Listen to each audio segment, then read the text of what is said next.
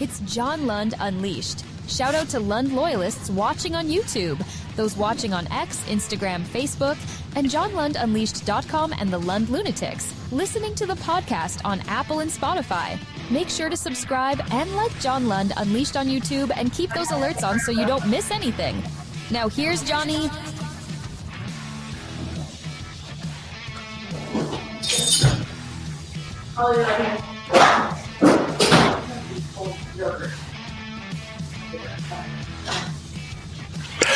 What's happening? Happy Sunday night. Happy week 4 as we'll recap week 4 in the National Football League. John Lund Unleashed and the Pro Football Wire. Thanks for joining us.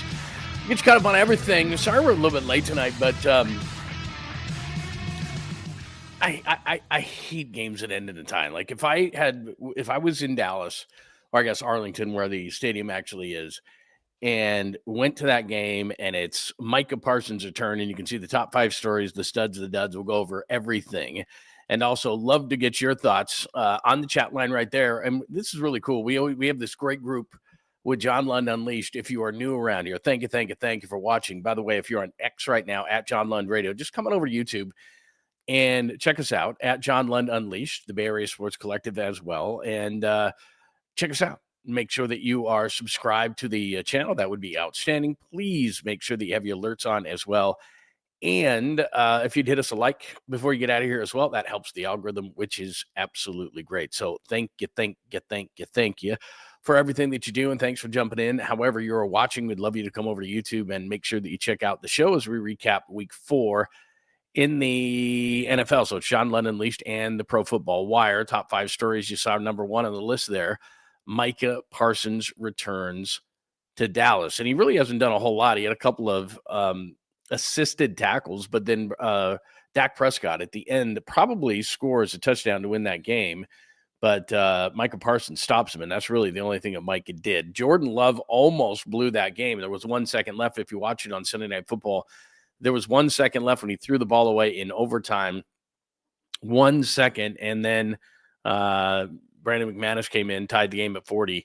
And I like the overtime rule. I mean, Chris Collinsworth, of course, was gushing about it. And Chris Collinsworth is not my favorite, but okay. Gushes about everything now. But essentially was saying how much he loves the overtime rules. And I have no issue with the overtime rules. I like that both teams get a possession. I just don't think you should tie. I just don't. And I get it. It's for injuries and everything else. But it's a multi-billion-dollar business. And I don't want to tie. I mean, business doesn't have ties. Micah Parsons came back to Dallas, and he was either going to get bombarded with questions of you lost or you won. And so there's got to be a way. I mean, then do the college rule, play from the 25-yard line until somebody wins something. But I just don't think you should have ties. You don't have ties in college anymore. You keep playing and keep playing and playing and playing and playing, and and then they just start doing 2-point conversions. I mean, maybe that's what you do in the NFL. Maybe you just do what college does. Okay, now it's down to 2-point conversions. Who can score from, a couple of yards out, whatever. But 40-40, for as great of a game as it was, and I know Mike Tirico personally, and Collinsworth, like I said, is not my favorite. He used to be really, really good. Now he just loves everything, and everybody's the greatest and everything like that, and he doesn't want to ruffle any feathers there. But just the Sunday night game itself, that's where we'll start, because like I said at the top, you got Micah Parsons there. Jordan Love, 31 of 43, 337, 3 touchdowns. That's a 118 rating. And then Dak Prescott was great, whatever you think of Dak. 31 of 40, 319, 3 touchdowns, had a rushing touchdown as well. Dallas was completely out of this game early. They come back, many opportunities to win this football game. In fact, the Packers had a 4th down. Matthew Golden, a rookie out of Texas, made a nice catch over the middle to keep the drive going for the Packers. And again, they get close. The Cowboys had a ball after a crazy catch that I didn't think was good at first, but Jalen Tolbert, 4 catches, 61 yards. He gets 2 feet inbounds, and it looked right there that Dallas was going to get a touchdown. They couldn't do it. And then, I was thinking, I was watching this game, so many field goals have been blocked over the last couple of weeks, and I'm thinking, I don't care who it is. It could be the, great kicker that the Cowboys have, or it could be somebody like McManus that the Packers have, a veteran kind of a guy. But anyway, 40-40 tie. I'm not a tie guy. I'd love to get your thoughts on that whole thing. Hit us up on the chat line. And again, we have built a great room here at John Lund Unleashed. So make sure that you come on over, chat with everybody. It is awesome to have everybody in the room. By the way, if you want to get your questions, comments, and thoughts on the board right in front of me, then just hit me with a like or do this, become a new member, and I'll pop that up on the screen. Slavic Niner, it is absolutely great to see you, and thanks for becoming a member of the channel. We always love to grab it, or we always like to grow it. So Slavic Niner, welcome, welcome, welcome. We'll get to the Niners game in just a few minutes as well after I get through the top 5 stories. So Micah Parsons returns to Dallas, and both teams score 40. Kiss your sister. If you bought tickets, all those kind of things. I just think in big business, there needs to be a winner and a loser. In sports, there needs to be a winner and a loser, not a tie. Like I would be, if I had attended that game, I'd be like, come on, man, do 2-point conversions, start it at the 25, do something. And again, they're trying to avoid injuries. I understand that. But the point of playing a game, the point of me sitting down for Sunday Night Football, or you, the point of going to a game, the point of tailgating, the whole thing, somebody's got to win, somebody's got to lose. So I don't like that part of it. So that's number 1 on the list. Micah Parsons returns to Dallas, doesn't make much of an impact until the final possession for the Cowboys, and he stops Dak Prescott from scoring a touchdown, which he looked like he scrambled to the left and was going to, and Parsons reaches out and gets him, and then Dak throws it away. They settle for a field goal. Packers go down the field. They settle for a field goal, so a 40-40 tie. Other stories around the NFL, the top 5, as you see right there. Chiefs are not dead, and I didn't think the Chiefs were dead at 0-2, but Patrick Mahomes becomes the fastest to 250 touchdown passes, the youngest to 250 touchdown passes. They are not dead. In fact, there is if you didn't believe me, there is Patrick Mahomes today. And again, a lot of people at the age of 30 are like, well, he's done. He's done. Well, he doesn't have the guys he used to have. 25 and 37, 270 and 4 touchdowns against the Ravens. By the way, Patrick Mahomes is now 6-1 versus Lamar Jackson. Here is Mahomes after the game talking about touchdown pass number 250. I have a lot of great people around me, a lot of great players around me, and it's easy whenever you can throw to those guys. And so we'll keep moving, keep getting better, and let's see if we get to 500 or something.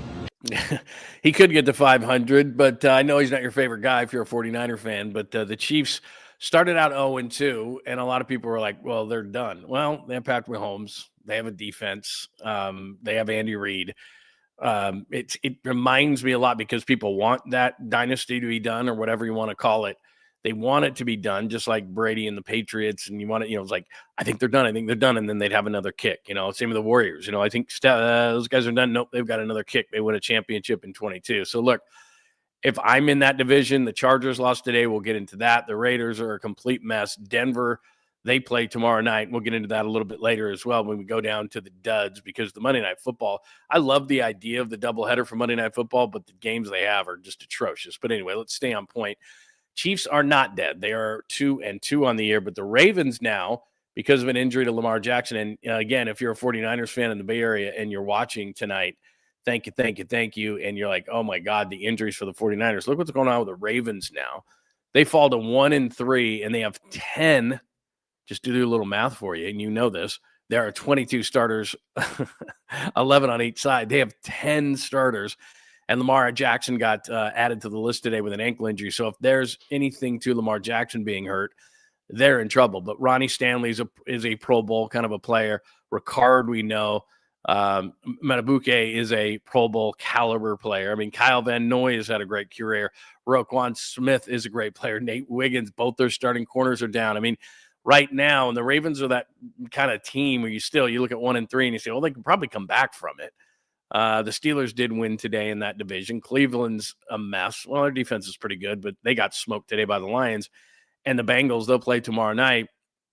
And without Joe Burrow, I think, and again, we'll get into the Niners a little bit later, but I think that Trey Hendrickson, I think that they're going to be starting to trade players. I know they're 2-1, but without Joe Burrow, what's their season going to be like? So it's not like the Ravens are playing in a great division, but when you have 10 starters out and you add Lamar Jackson to that list, the Ravens are in trouble at 1-3. The Chiefs, I never thought at 0-2 we're going to be dead in the water. They have Mahomes. They have a really good defense.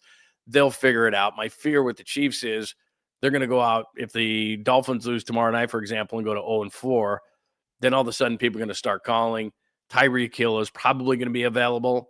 I know they'd have to do a lot of gymnastics to get his finances in there, but it wouldn't shock me whatsoever if Kansas City went after Tyreek Hill and brought him back for Mahomes. And I know that he is older. I know that Kelsey is older, but I'm not counting out the Chiefs. The injury list I just showed you from the Ravens, maybe. You might be able to win that division, though, at 9-8. honestly. You might be able to win that division 9-8 or something in that range. I don't think you're going to have a great record. You're going to have to deal with Pittsburgh, who's just okay, who won today in Dublin, and we'll get into that in a second. They won today. DK Metcalf with a long touchdown in that one.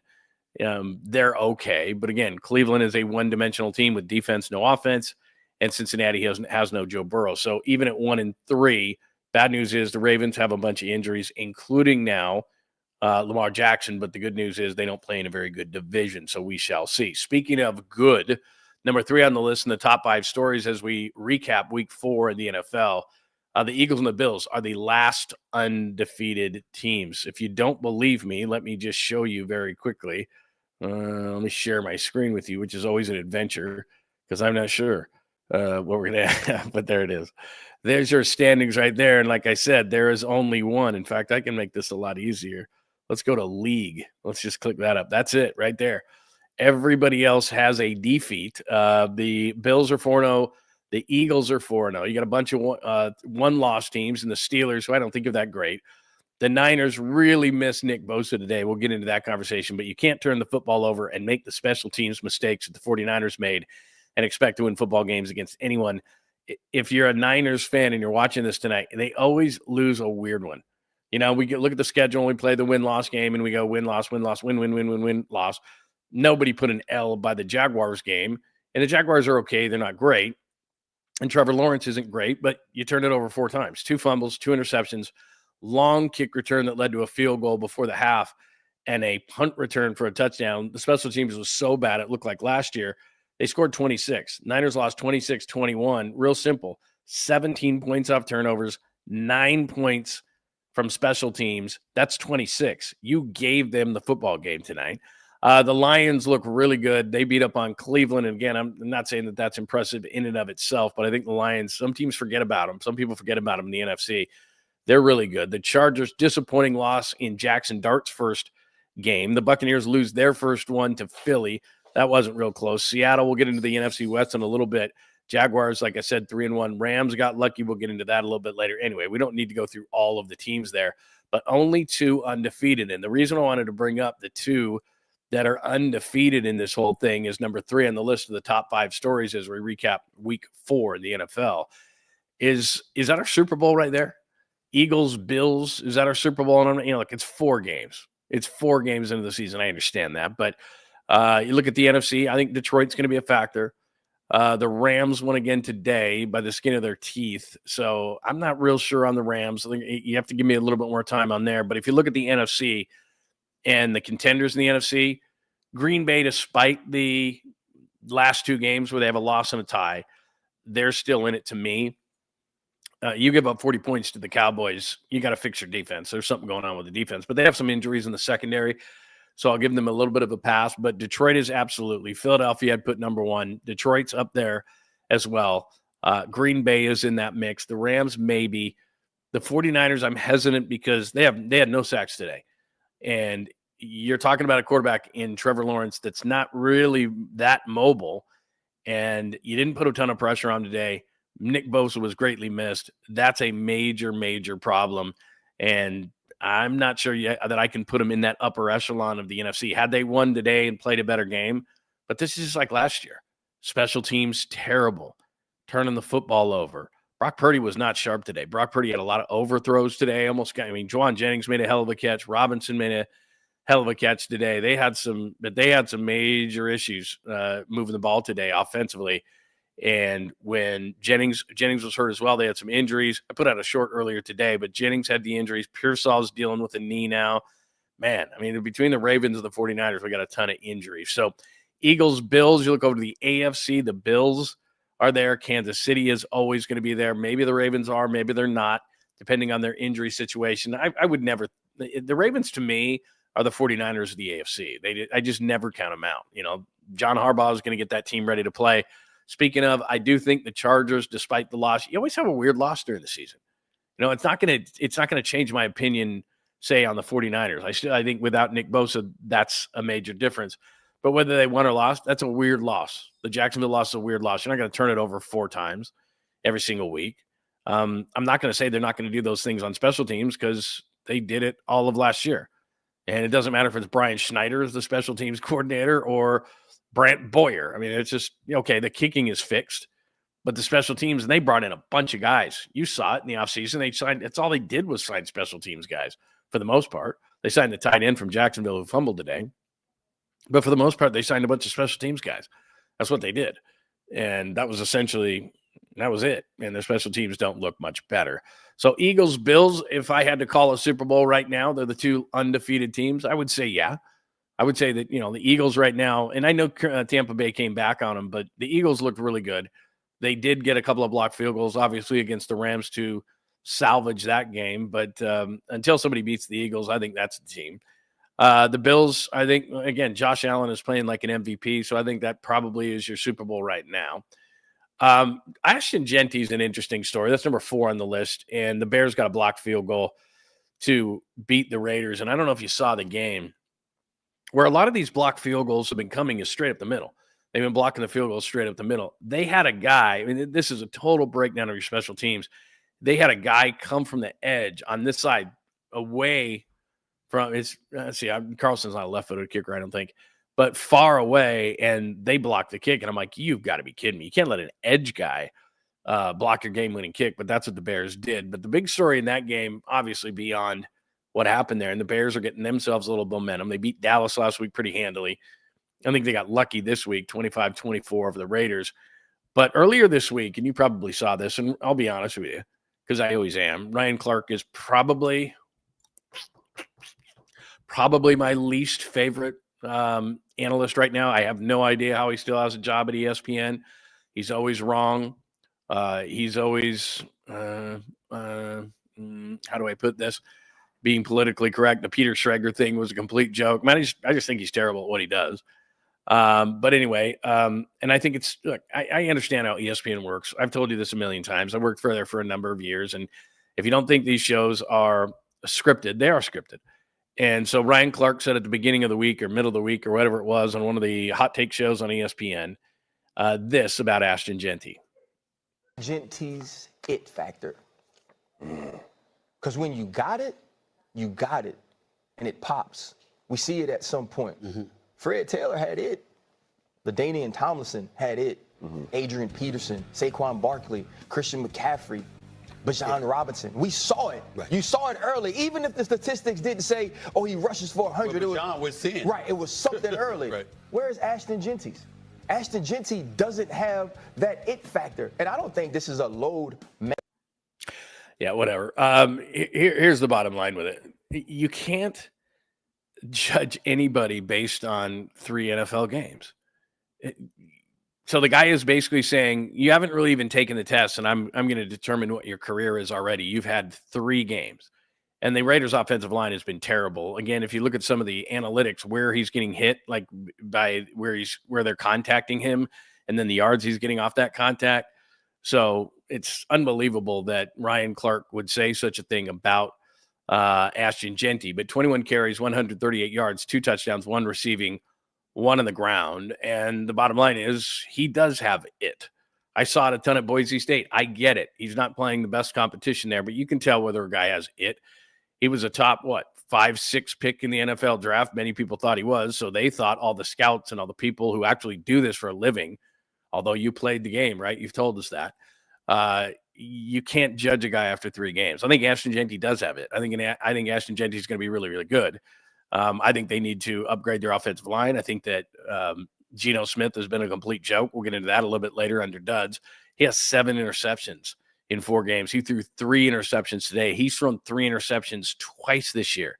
We're 4 weeks into the season. So they don't respect the passing game, and they think that Ashton Jeanty is all of their offense. That's what's going on.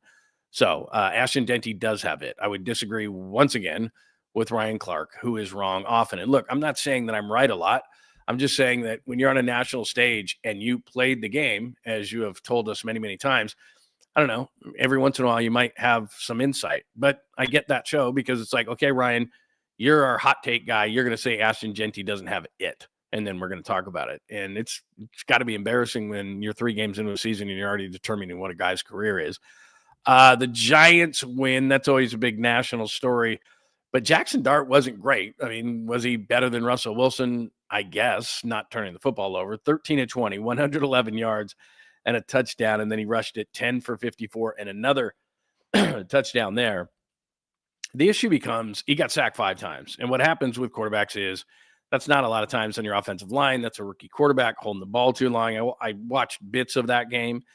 I'll go back and watch a little bit more of it. But again, it's funny how quarterback ratings work. So 13 of 20, 111 yards and a touchdown gives you a 96 quarterback rating. Jackson Dart didn't play great in that game, but it was good enough to beat the Chargers. And that's a pretty surprising loss. And that's why I go back to the Niners and the Jaguars, which is you're going to have a weird loss during the season. You're going to have a loss that when we played the win-loss game, it was like, how did that loss happen? And the Chargers are going to come back at some point in this season because as a fan of any team, you're going to figure this. You know this. Damn, that one game. Remember week 3 or week 5 or week 7 or whatever week it was? You're like, oh, that one game. Because if you're in the same division as Kansas City, which obviously the Chargers are, you can't lose a game to the Giants with a rookie quarterback starting. And you're Jim Harbaugh going, how did we lose that game? Justin Herbert wasn't great. We'll get into some of the studs in just a second. Hampton, the running back from North Carolina for the Chargers, was really good, but we'll get into that in a minute as well. So those are your top 5 stories. As far as the Packers and Cowboys, again, because I had this list before, I would say a couple of things, and we'll do that under studs, but a couple of great receivers. Pickens tonight without CeeDee Lamb, and Romeo Doubs tonight was absolutely great, and both quarterbacks were as well. Love almost blew that game, though, at the end. So Parsons returns to Dallas, top 5 stories. Chiefs not dead. They're 2-2 now. Patrick Mahomes, the youngest to 250 touchdown passes. The Ravens might be. 10 starters are out, and now Lamar Jackson. We'll find out tomorrow in an MRI how bad that injury is. The Eagles and the Bills are the last undefeated 2 teams. That could be our Super Bowl. Genti explodes after he was told, or after Ryan Clark said earlier in the week, he did not have it. The Bears did block a field goal to win that game, 25-24. The Giants win. They get off the schneid. Oh, the big story in that game is Malik Neighbors feared to have an ACL injury, to have a torn ACL. So that's not great. One of the best receivers in the league, and he's only in his 2nd year, so he has a major injury. They're going to have an MRI on Monday, but that's what the fear is. So those are your top 5 stories in the NFL for week 4. And again, if you've got one that you want me to talk about, let me know. Let me know about what game you want to talk about, what player, what team, anything like that. We don't have to stick to those top 5 stories, but check those out.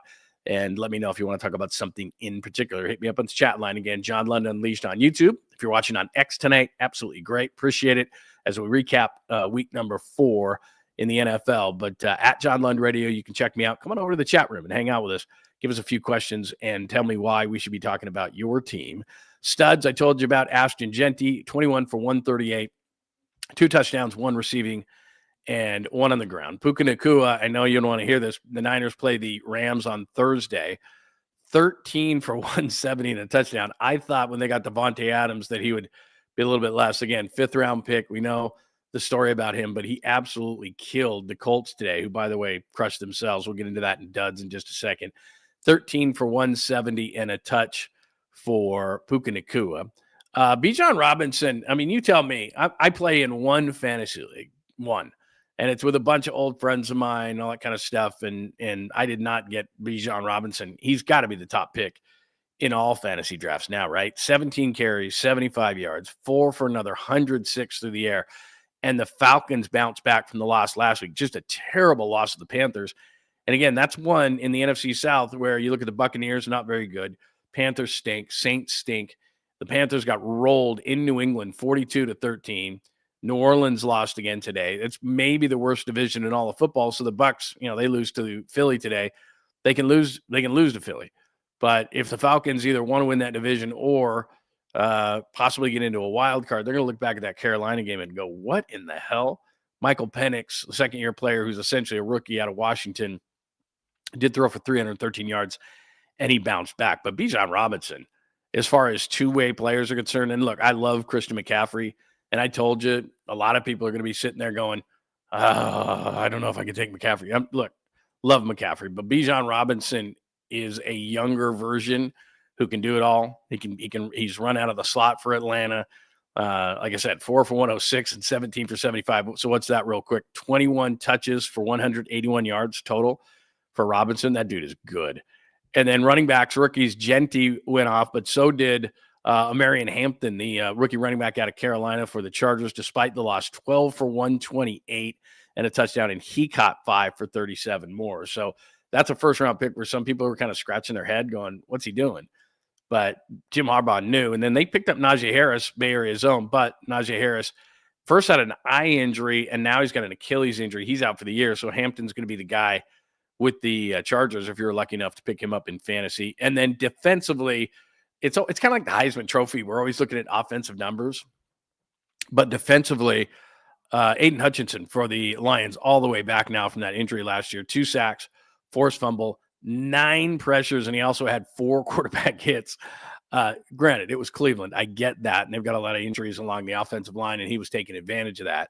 But Aiden Hutchinson had the best defensive day of anybody. And then let me just hit, because I did this, like I said, before the Packers and the Cowboys. And again, if you're joining us late, they tied at 40 in the Sunday night game, which I hate. And I don't like using that word. Dislike, can't stand. What other terms can I come up with? You're a billion-dollar business. You've got to do better than ties. I don't care. Do the college rule at the 25-yard line. Do the college rule at the end, which I don't like really, but so what? 2-point conversions, which they do in college, something other than having a tie. You can't have a tie, but that's what they do. But 2 guys out of that one. George Pickens filled in great. 8 receptions against the Packers, including a couple of huge ones late in that game. He had 2 touchdowns, including the long one that they thought was going to win the game. But nowadays with that kick, and I don't know what you think of the kick. I'll get to that in just a second. And then Romeo Doubs, who was a guy that maybe the 49ers were going after when they had all those injuries, but then the Packers had a bunch of injuries with their receivers, so they couldn't trade anybody. He had, I think, only 6 catches, but he had 3 touchdowns tonight for the Packers against the Cowboys. So put those 2 guys in the stud category as well for week 4 in the NFL. As far as that kickoff is concerned, and we've seen it good, we've seen it be bad. But if you don't land it in the landing area, then it comes out to the 40-yard line, which Seattle took advantage of it in the Arizona game on Thursday night. If you do, and it goes into the end zone, Brandon Aubrey seems to have it down for the Cowboys. Then you get it out at the 20-yard line. The Cowboys did have a big return, which set up that touchdown to Pickens. Turpin, who's maybe the best kick returner in the league, got it out to the 46-yard line. So it's really weird. And we talked a lot about it. In fact, John Fossil is the author of that, longtime special teams coach. We had him on our show when I was on KMBR. And teams, this is always how it works in the NFL. Good teams figure out all the ways to win a football game. So I talk about the Niners all the time, and I respect what Kyle Shanahan has built, but I don't care what they said. And you remember this last year, there was a press conference at the end of the year, and John Lynch pounded the table. Kyle Shanahan does care about special teams. He doesn't. He doesn't talk to kickers. He doesn't talk to punters. He allowed, which I'm okay with this. They said to Brant Boyer, who do you need to make special teams better? And I'm not kidding you. When in free agency, they signed like 5-6 guys who were purely special teams players. They're still not good at it. Sky Moore is an above average kick and punt returner. Hasn't done really anything. So I don't know what the issues are, but it's a big deal. So my point of this is the good teams are continuing to take advantage of these situations and say, okay, this is the way that this should be played. Teams are getting good field position out of it. Other teams are obviously bad special teams units like the Niners. Again, they score a touchdown, they have momentum, and then the Jaguars get a long kick return right before the half, get a field goal. They get a punt return for a touchdown. Like, it's just those kind of things sank the 49ers today, in addition to the 4 turnovers, which we'll get to in a little bit. But duds tonight, let's get to the duds. The injuries. Jackson, like I said, we're going to find out on an MRI on Monday where Lamar Jackson is. If he's out for a while, that's not great for the league. Malik Neighbors, that's not great. Second-year wide receiver out of LSU. They're fearing an ACL, so that's not great. And probably the biggest dud, I was going to make this number 1, but I didn't end up doing it. But I don't know if you saw it. If I play the highlights, what YouTube does is they flag it and they shut me down and they get all pissy. So I won't do that anymore, but I do know this. In fact, I think I have the exact play. Let me throw an image up here. If I don't, then I'll get it for you. But if you didn't see it, and I don't know why these guys do this. It's one of the, I don't have the picture of it. I do have the player, though, talking about it afterward. A.D. Mitchell, a second-year player out of Texas, and he's got all the speed in the world and all the talent in the world and all this kind of stuff, breaks a long touchdown against the Rams. At the time, the Rams were up 13-10. And so this is a great move for the Colts. Colts are undefeated, right? They're feeling great. And right before he gets into the end zone, he's hot dogging a little bit. He loses control of the football. And I can't stand this rule. Like, it's a dumb rule. Because if you watch him, he's kind of showboating to the end zone. He loses control of the ball at about the half-yard line.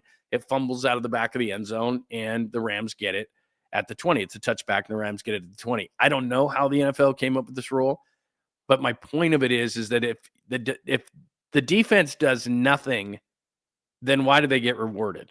Like, Mitchell's a dumbass. I get it. He's a dumbass for doing this because he's hot dogging, and then he loses the football. Or guys who throw the ball, right before they cross the goal line. We see this 2-3 times a year. Remember Deshaun Jackson did it. A number of guys have done it. It's just hang on to the football. Like, what are you doing? So he does that, and he loses the football, and the Rams get the ball at the 20-yard line. And it's not just because the Rams got it. It went against, it's the Rams. My point is that what did the defense do to deserve the ball at the 20-yard line? If you do something, great. If you pick the ball off, great. If you force a fumble, great, even though that happened a lot against the Niners today. Like, if you do that and the Niners don't get interceptions anymore, what is it, 10 straight games? They don't get interceptions anymore, but this thing, it's called an interception. And if your defense catches the ball, then it's called an interception and you get the ball. Don't know if the Niners know that anymore. But the Rams defense did nothing and they get rewarded at the 20-yard line. Don't like the rule. Here's A.D. Mitchell after the game apologizing because it probably cost the Colts the game, and then it would have been the second loss for the Rams. So the Niners are pissed about it too. It definitely stings.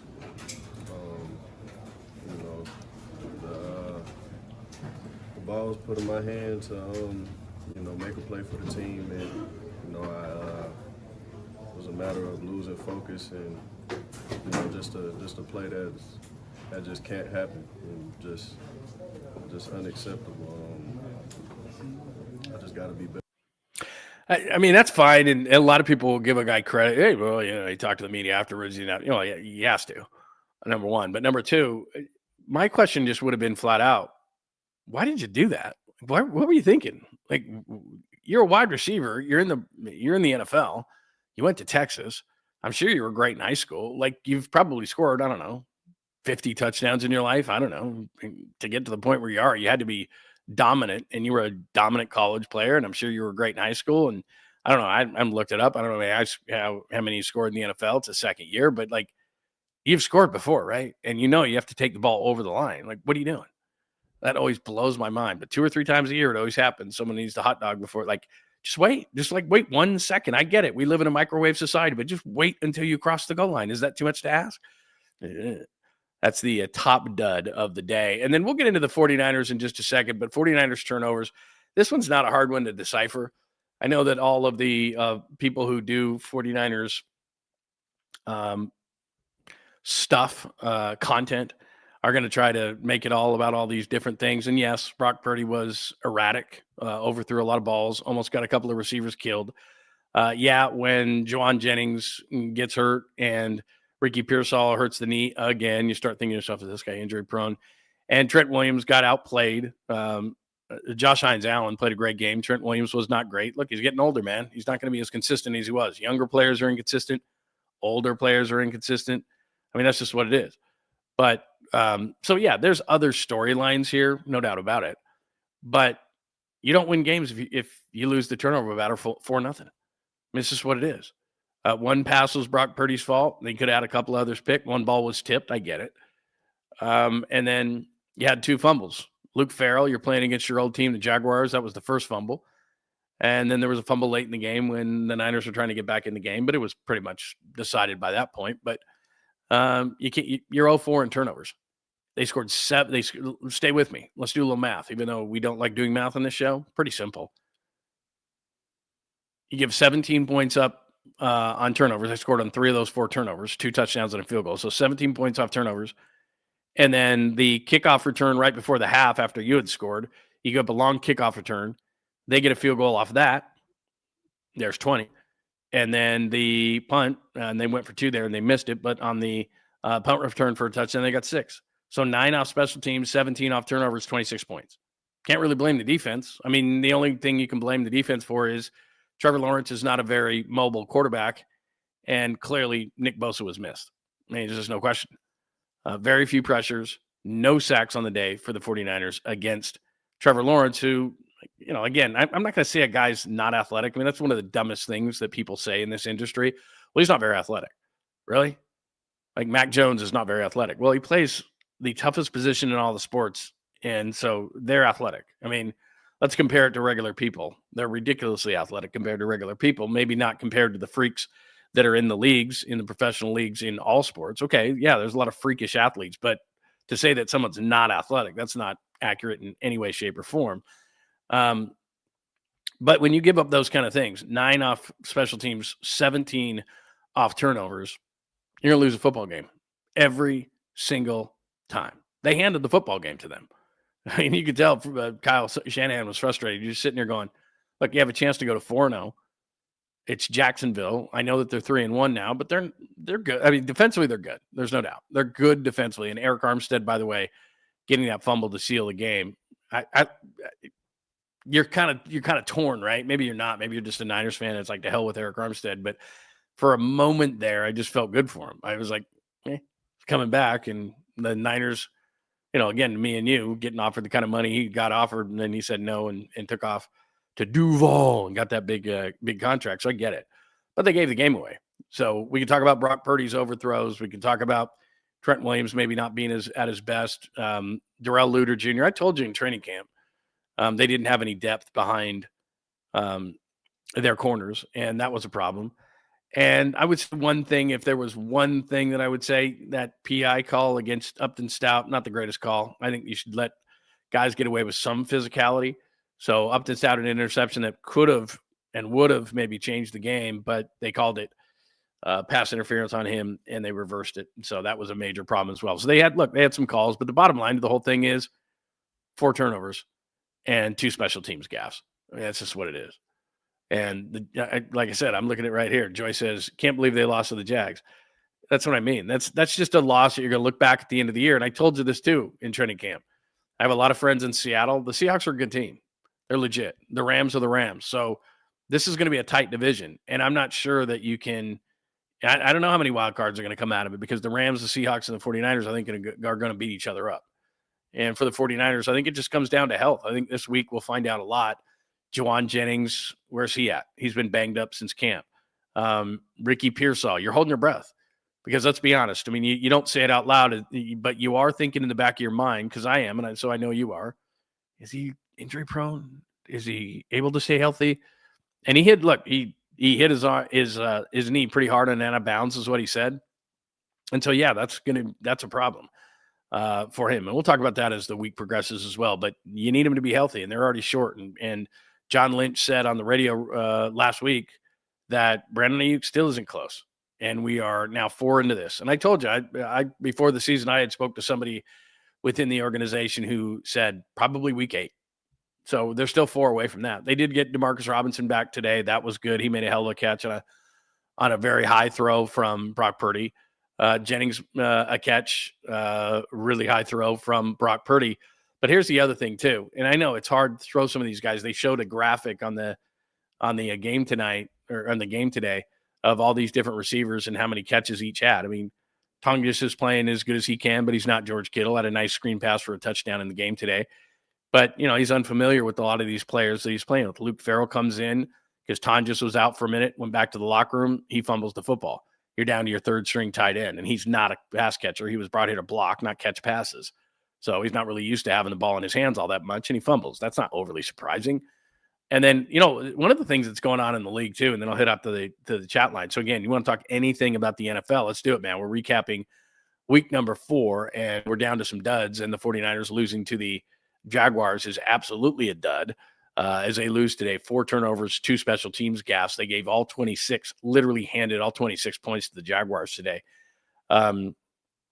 But the punch, everybody's doing the punch. And I don't know how they're talking about ball security, but every single game you watch, I mean, and it's not like a little tap, the peanut punch, but I mean, dudes are like winding up now, and the Jags are really good at it. I mean, seriously, the Jags are just like, I mean, the punch out, the two that they had both times. I mean, it's just everybody's going for it. And so, if ball security is an issue with you, and Bobby Turner's a great coach of the 49ers, been around forever, they got to look at that again, because 2 fumbles, a ball got tipped up in the air by McCaffrey, and then a ball got tipped by a defensive lineman for the Jaguars. So Brock's throws, not all of them were his fault, but Brock didn't have a good day. And I don't care what the numbers are. I don't need to go back and check the numbers. I saw the game, and a lot of his throws were just flat out inaccurate. And that comes back to, okay, he missed 2 games, and the running game wasn't doing a whole lot. And so they forced him to throw. They were behind early because of the turnovers, forces Brock to throw. You don't want him throwing as much as that. And then here's the other thing that I didn't mention. And I said that the defense was fairly blameless. Travis Etienne, the kid from Clemson, he's running as good as he's run in a number of years. Hit a long run early in the game, and then when they needed anything from him, there it was. Travis Etienne. So he was over 120 yards, I think, on the game. So, again, there was a lot of phases that they didn't do well. Their run defense obviously wasn't good. They got 0 sacks on the day. They can't pick the ball off. They don't create any turnovers. As good as Saleh's defense had played up to this point, they don't create any turnovers whatsoever. The special teams are shit again. And we thought, they brought in all these special teams guys. They brought Brant Boyer's punter. They brought Brant Boyer's long snapper. It's like, dude, you're taking over special teams. We'll give you everything you want. Still suck. So that's a major problem moving forward as well, because they were bad last year. They're starting to be bad this year. I'm going to assume that the special teams are bad. And then offensively, again, you're turning it over 4 times. And then here's the other thing. You have a short week at LA against the Rams. And the Rams the last couple of weeks have stumbled a bit. I mean, they were up big in Philly. They were up 26-7 in Philly. And then today, the Colts had them. And so the last couple of weeks, they haven't been their best. And we know what happens as Niner fans go down there. It's going to be Levi South. There's no doubt about it. So it's not like you're going to be intimidated by some Rams fans, because there really aren't any. But that all of a sudden becomes a huge game, because you don't want to get off to this 3-0 start feeling fat and happy about yourself. And then all of a sudden you look around and you're like, we're 3-2. What's going on here? So they got to get a little bit of health. But, here's the other thing. A lot of people have asked me questions today. Hit me up at John Lund Radio, or you can hit me right here with questions right underneath the show. When are they going to get Trey Hendrickson? When are they going to get Trey Hendrickson? The trade deadline is not till November 4th. So you want Trey Hendrickson, and the Bengals aren't the most I'm going to say they're the most difficult. I was going to say they're not the easiest team to trade with. They're probably the most difficult team to trade with. They're not realistic. They want to give up, if you were going to trade for Trey Hendrickson right now, they would be like 2 first-round picks. It's like his contract ends at the end of this year. We're not giving you 2 first-round picks.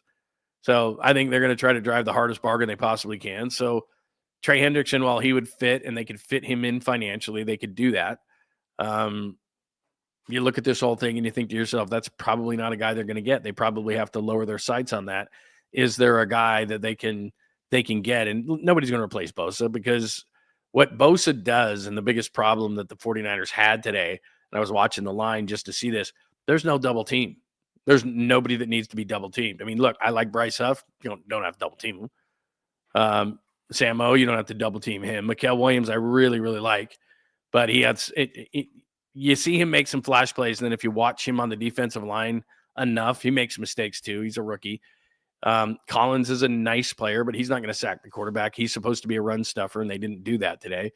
So the defensive line, which has been good at times this year, they're not going to be able to replace Nick Bosa, which means everybody's is going to go man to man. You're not going to get any double teams. You're not going to get any advantages up there until somebody proves they can do something. And so teams, they're like, oh, yeah, we were going to have to prepare for Nick Bosa. We can throw that out. So now we don't have to focus as much. So it's a problem. And no sacks today, not a ton of pressure on Lawrence. I'm trying to think of any times. I mean, there was a couple of times where he was uncomfortable in the pocket, but not a ton, and that's going to be a problem moving forward, because obviously you're looking at like a Darrell Luter Jr., for example. And I love Demo, but not a lot of teams throw at him. The safeties are young. We've talked about this a ton. They're going to have problems, like Matthew Stafford. You don't think Matthew Stafford, and this is one of the things that just Trevor Lawrence is just not that good. Matthew Stafford to Puka Nacua or to Devontae Adams, they're going to go 28, Luter's number all day long. They'll just hammer it.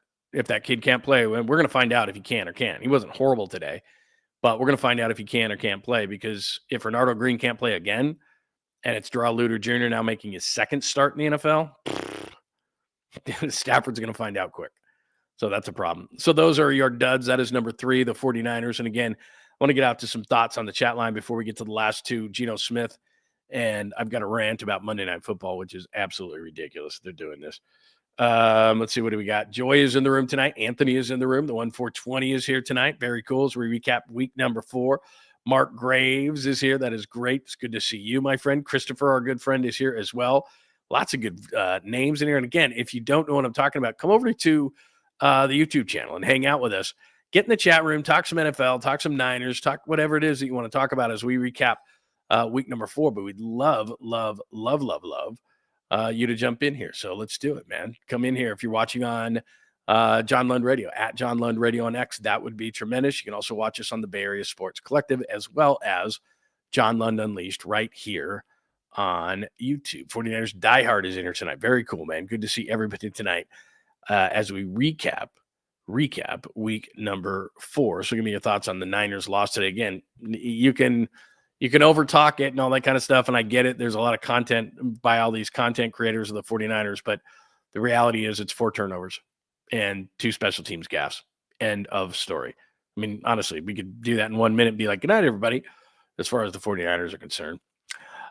Geno Smith, remember all the hype surrounding Geno Smith and Pete Carroll with the Raiders, and he's leaving the Seahawks, and Sam Darnold's coming in, and Darnold's going to be worse, and Geno's going to be better. And then the week number 1, they beat New England, and Geno Smith threw for like 300 and something yards and 360 yards, and he's talking trash, and it's all that kind of stuff. And it was like, obviously they made the right move, and Raiders are going to be better. Well, the Raiders haven't won since then, and since the Niners beat the Seahawks haven't lost. And Sam Darnold's one of the best quarterbacks in the league, at least statistically. He's been really good. He was really good against the Cardinals. The Cardinals came back. We haven't talked about Thursday night's game. The Cardinals come back. That kickoff rule came into effect. They kicked the ball out of bounds. Seattle got the ball at the 40-yard line, drove a little bit. Jason Myers kicks a field goal. Seattle wins that game. But Sam Darnold is playing really good football. And I got to be honest with you.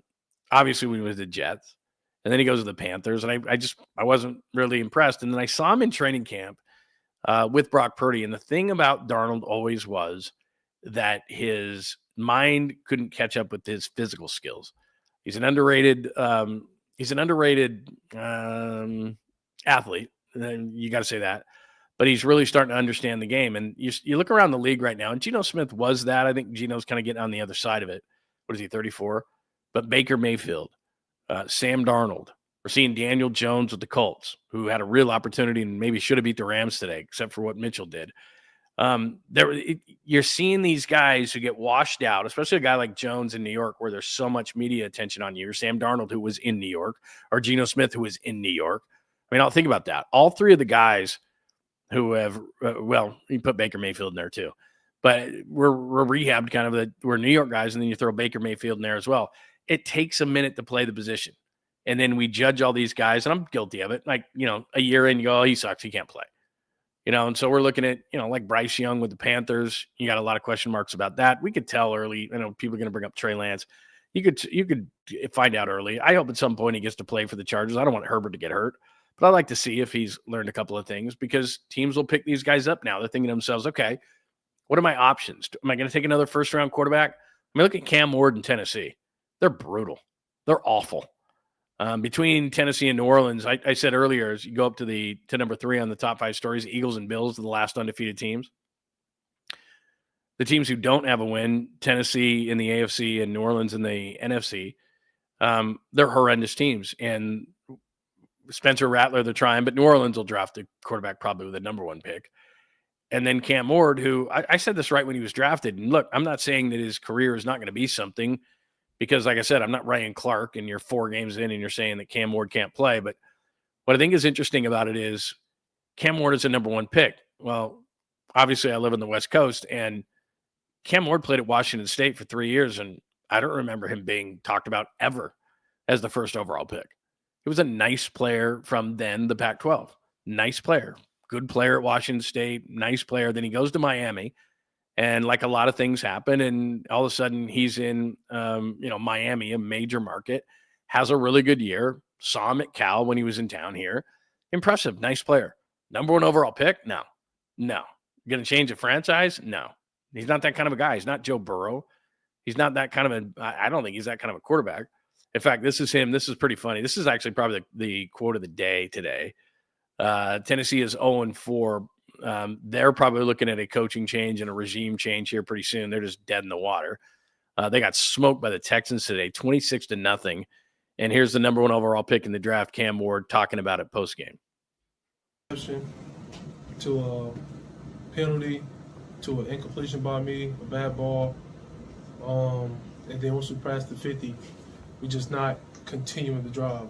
So, I mean, if we keeping a buck right now, we ass. So we 0-4. We have, at this point, we got nothing to lose. We dropped a quarter of our fucking games, and we've yet to do anything. So we have to lock in, especially myself on the offensive line, from the defensive line, from the special teams to all 3 phases. We have to play together. We have not played together this year yet.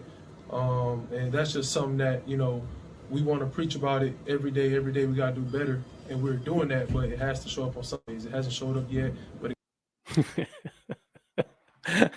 I'll be interested to see how the veterans take that, because he did say himself there. He started saying, look, it starts with me, this and this and this. I like a guy like that, though, that will say it. And then he says, like, the offensive line, the defensive line, and they're all just sitting there going, listen, Rook.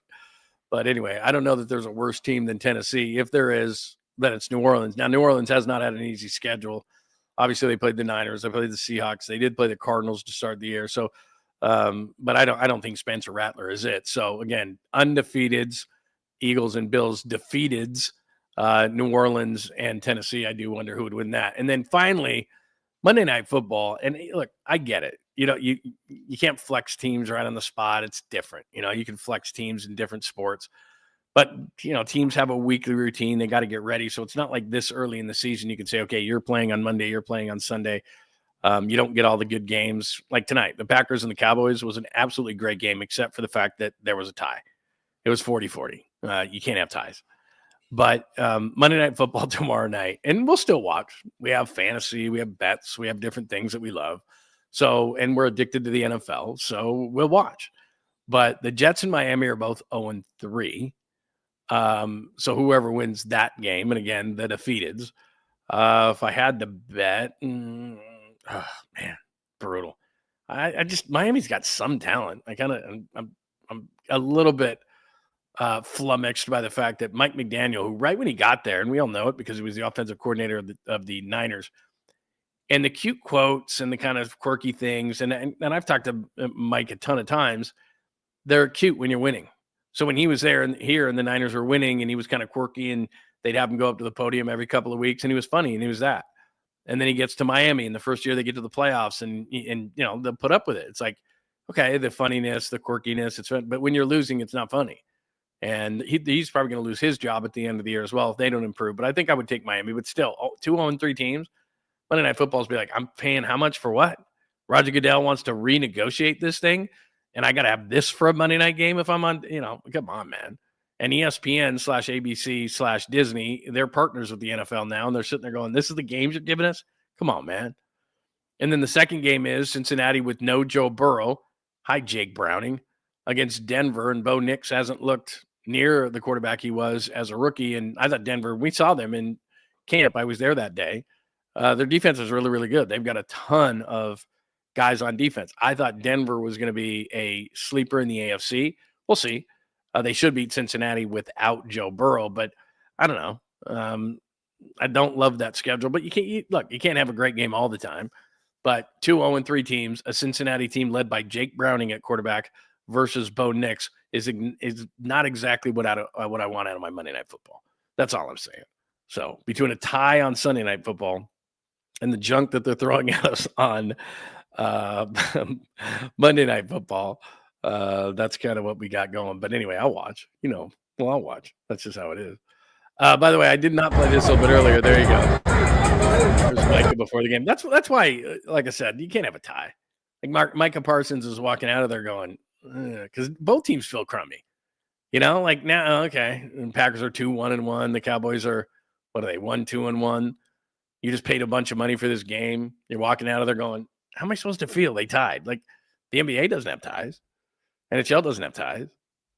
Baseball doesn't have ties. Like, you play when you play. Yeah, that's just the way it goes. And you may hate the runner on second rule, and you may hate this and that. At least somebody wins. I mean, I just think in sports, somebody's got to win. Like, I get it. It's a little league or, whatever soccer your kid plays in or whatever. If they tie, it's like, but they just ran around and they just want a juice box and an orange. Like, they're okay with it. That's fine. They just played. They don't even know the score. But, like, it's the NFL. Like, no ties. Got to figure it out. That's one thing in the offseason. They make all these rule changes all the time, right? Oh, we got to make this, and we got to do that, and we got to. They're always messing with the game, but you could have a tie. Like, I think if there was a fan vote, and I get it, it's not democracy, but if there was a fan vote in the NFL, it's like there's an obvious rule that needs to be changed, which is you can't tie. You cannot tie. Let's not do that. Let's not tie. Let's see. One thing I forgot. Thank you, Anthony, for bringing this up again. Steelers in Ireland today, and again, they won today. Big touchdown pass from Rodgers to DK. I'd love to get your thoughts on it because I did. I am a sick individual. I did get up. I did watch that 6 a.m. Pacific game, and then all through the day, all the other games. I am, from 6 o'clock in the morning to what just ended, I don't know, an hour ago, an overtime game between the Packers and the Cowboys. That's a long damn day. And I did at one point as I was making myself my eighth snack of the day, and I sat my ass back down on the couch. I did think to myself momentarily, I have wasted an entire day of my life. And I don't know how many of these days I have left. Look at me.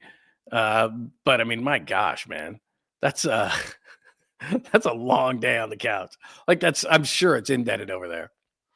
But that's what I did. So 6 a.m. I was completely useless today. Not great. I can't say that that's a great thing for me. So anyway, that's what it is.